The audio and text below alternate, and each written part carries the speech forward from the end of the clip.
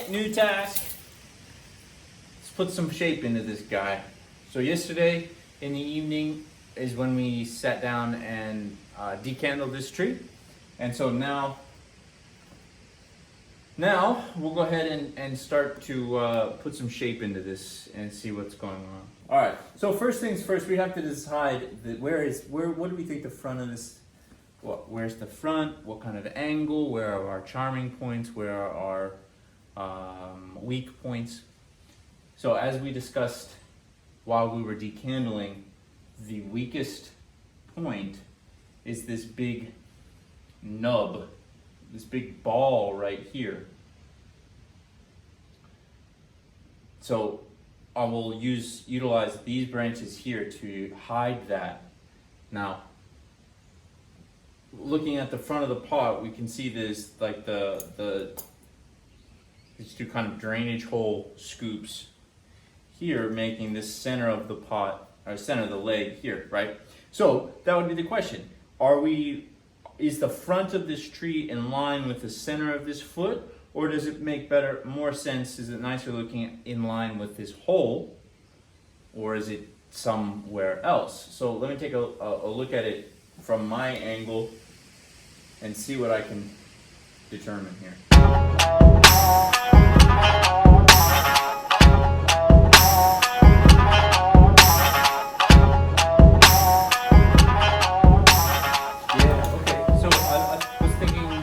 Talk through what I was just thinking about when I'm looking at the tree, perhaps slightly off camera.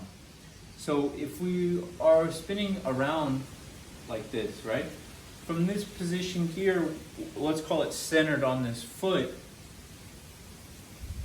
we have a nice movement here. This becomes relatively parallel, these pieces here across this, it becomes relatively parallel to the viewer. We could look at it from the back side here. That could theoretically be an interesting thing, because from this side, this big bulb that we see is actually reduced, right? We don't see it as much. We recognize that there's this distance here between this elbow and this elbow. We recognize that there's this actual horizontal movement. If we look at it from this area here, we can see that moving, coming up this way to this elbow, moving back, and then transitioning up into this area here. From this angle, that big bulb, this kind of flat stopping point, doesn't exist. It's hidden behind the trunk, right? Again, if we look at it from here, right, where the tree is coming up and it just stops, and parallel to the viewer from this front, it goes up. From the back side, we don't see that. So that's really quite a positive way of changing this detriment into a feature.